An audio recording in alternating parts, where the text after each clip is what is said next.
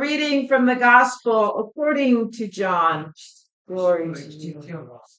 Walking down the street, Jesus saw a man born blind.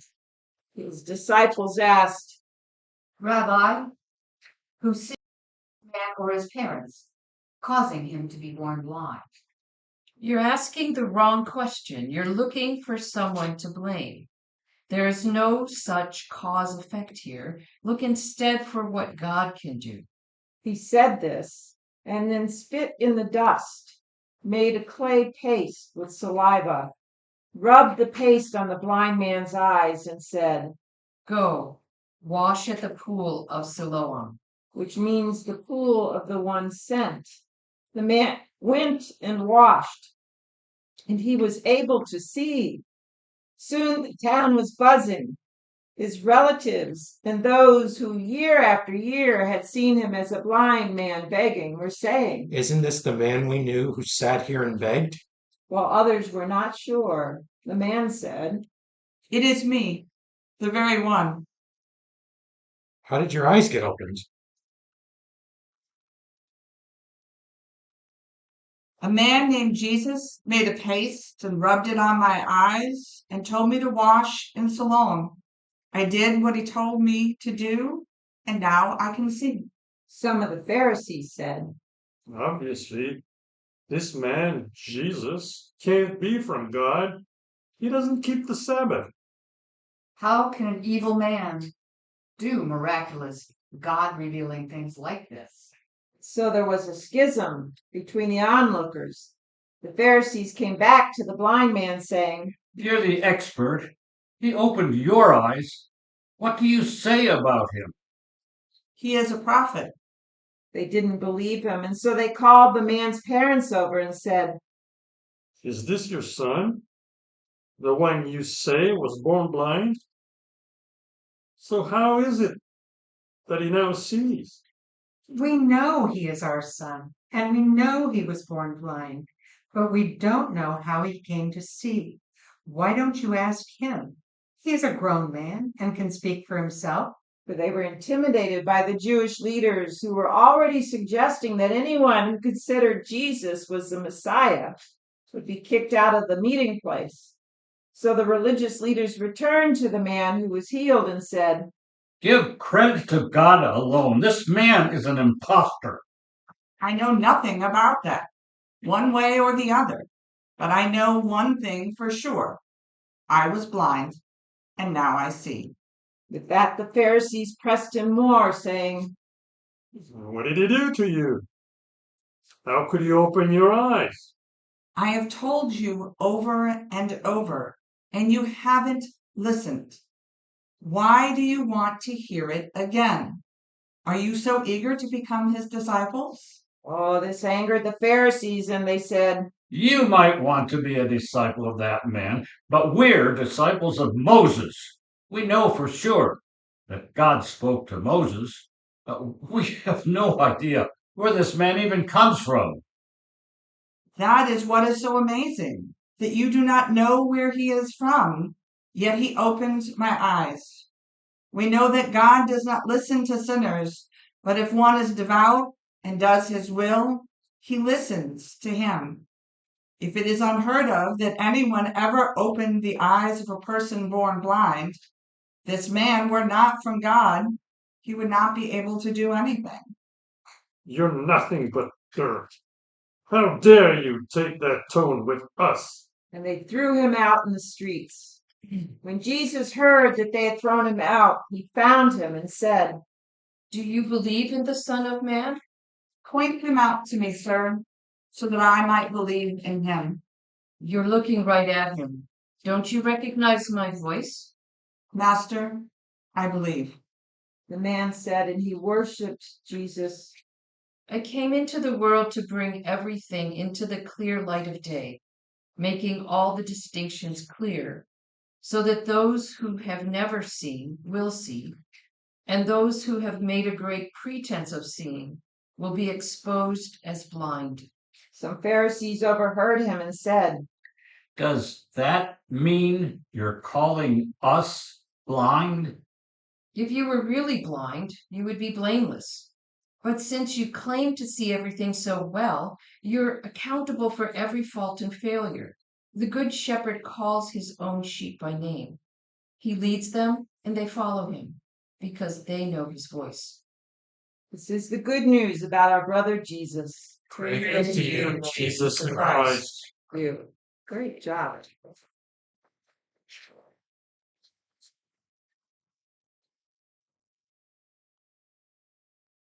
Well, standing at a podium on the night of our last presidential election, with a row of American flags behind him and a jubilant crowd looking on, Donald Trump announced, many people have told me that God spared my life for a reason.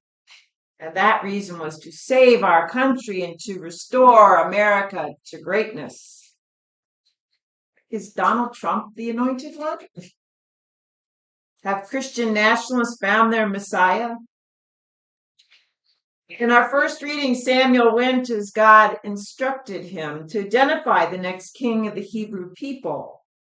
He looked among all of Jesse's sons and was sure that Eliab was the one. But God said to Samuel, "Do not judge from his appearance or from his lofty stature, because I've rejected him. Not as man sees does God see, because man sees the appearances, but God looks into the heart." It's hard to judge the heart of others or to know what God saw in the hearts of the religious leaders of Jesus' time. But in our gospel reading, we have an event that was truly worthy of celebration, of rejoicing. But the Pharisees and high priests were threatened by anyone capable of doing those sorts of works of God. They were committed instead to preserving the institution of their faith practice. You could say they wanted to take their religion back to the golden days, when the laws of Moses were enough and obedience to those laws was strictly enforced by the Pharisees and high priests. But along came Jesus, who not only defied them, but physically healed this man on the Sabbath and gained the respect and admiration from the people. For the blind man was no longer sitting in the marketplace begging for alms, but now he was fully able to participate in community life. Saint Irenaeus once said, "The glory of God is man fully alive," meaning that God is most glorified when human beings are able to live to their fullest potential.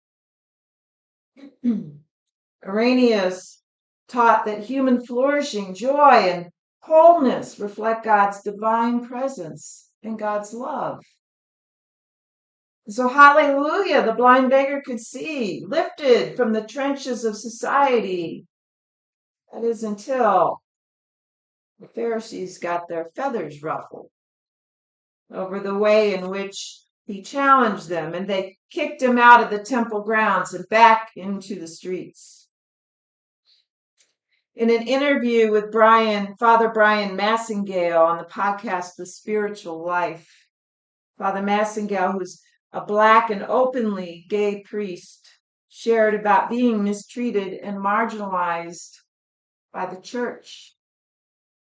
He stated that the cruelest reactions and the resulting social isolation came not from the laity who loved him, but from the bishops and other priests. Like the blind beggar, whenever Father Massingale asserts himself in the brotherhood of priests, he is consistently kicked to the curb, chastised and rejected, sometimes leading him into depression and a deep feeling of social isolation. Father Massingale speculated about the fears that drive his brother priests and their behaviors towards him. Perhaps he suggested they fear how others might view them if they associate with an openly gay priest. Maybe they haven't accepted their own sexual orientations, Or perhaps they assume that a priest cannot be gay and celibate. He also recognized that acceptance of an openly gay priest prompts fears of a schism in the church, much like the Pharisees feared a schism if Jesus indeed healed the blind man on the Sabbath. How many times have we heard the fear of a schism used to prevent the church from moving forward, from embracing hard truths, and from celebrating the miraculous ways in which God works? Today's gospel reading shows us just how far back this fear of a schism goes. Jesus calls the religious leaders of his time blind guides, for they just don't get it. Are we following blind guides? Or are we missing something in not proclaiming Donald Trump as the chosen one? The war in Iran is a divine plan, a precursor to Armageddon. In chapter 10 of the Gospel of John, Jesus goes beyond sight to the ability to hear. For though the blind man couldn't see, unlike the Pharisees and the high priest, he had ears to hear. Don't you recognize my voice? Jesus says to the one he healed, who was asking to have the Son of Man pointed out to him so that he could believe in him. And with that, the man born blind knelt down and worshiped Jesus. I'm the good shepherd who knows his sheep, and the sheep recognize his voice, Jesus says in chapter 10. The blind man is more than one whom Jesus heals. He is one of Jesus' sheep and a member of the fold. Like the sheep, the blind man hears Jesus' voice, and like the shepherd, Jesus finds the blind man where he has been cast out again. Jesus seeks him out when he realizes what the Pharisees have done. Spiritual pride, a need to hold power over, to maintain status quo in systems that support that power, and a blindness to the dignity inherent in the most vulnerable are not the marks of a true disciple, but of the wolves that come to devour the sheep. St. John Chrysostom reminds us as we carry out our Lenten fasts, what good is it if we abstain from food, but bite and devour our brothers? What good are the laws of Moses if you marginalize the vulnerable, if you are cruel and dismissive of those in need? Consider for a moment what it might be like if the bishops who want Father Massengale to go back into the closet had ears to hear God say, "This is my beloved Son, with whom I am well pleased." Or if those who stand in opposition to the ordination of women had eyes to see how women are already faithfully serving the church. What would it be like if the lights were turned on in the church to the abuse that occurs in Opus Dei? In an article in NCR, light was shed on this prelature that has its grips on many parishes and university campuses in the U.S. The most painful stories are those of the numary assistants, the little sisters who cook and clean and serve the numeraries, but aren't allowed to walk outside unaccompanied. Many come from poor families who were recruited at hospitality schools by Opus Dei, where they were promised an education and a chance of a better life, only to be pushed into joining because it's what God wanted. And to refuse God was to condemn their families to eternity in hell. Folks, not everything is as it appears on the outside. As Paul instructs us in his letter to the church in Ephesus, take no part in the fruitless works of darkness, rather expose them. For it is shameful to even mention the things done by them in secret, but everything exposed to the light becomes visible. The Pharisees put preservation of the institution above the welfare of the poor and marginalized, and it blinded them to the presence of the Messiah, their long-awaited Messiah, right there in their midst. According to commentator Emerson Powery, authoritarian powers often shape the religious debates about proper public expressions of faith. Authoritarian power and spiritual pride, perhaps like the authoritarian powers that have attempted to use public funds to promote organizations like TPUSA. At this time, when our nation is challenged by those who claim to be on a holy mission from God, we need to be discerning. Do they, like Jesus, lovingly seek out the vulnerable who have wandered from the fold? Do they, like Jesus, restore the marginalized, lift up the poor, eliminate barriers of full participation in society, give them opportunities for economic and social success? Or do they put their needs for personal power above the needs of the poor? Do they avoid the light, preferring to conduct their business in secret, hiding their deeds behind lies, refusing to allow for transparency and accountability? Jesus said, I came into the world to bring everything into the clear light of day, making all the distinctions clear, so that those who have never seen will see, and those who have made a great pretense of seeing will be exposed as blind. In the end, try as they might, they could not keep Jesus down, and neither will those who promote hate in the name of God. If you find yourself relating to the man born blind in our gospel reading, Later Sunday is your day to speak your truth loud and clear. For those things about you that the world cannot accept, those things that are no fault of your own, but so that the glorious works of God might be made known to all, are truly causes for celebration. Say it loud. Alleluia. I once was blind, but now I see. And don't let anyone rob you of your joy. The author of the book Wicked, Gregory Maguire, who is a devout Catholic and at one time entertained the priesthood, is also an openly gay man who has a husband and 3 grown children.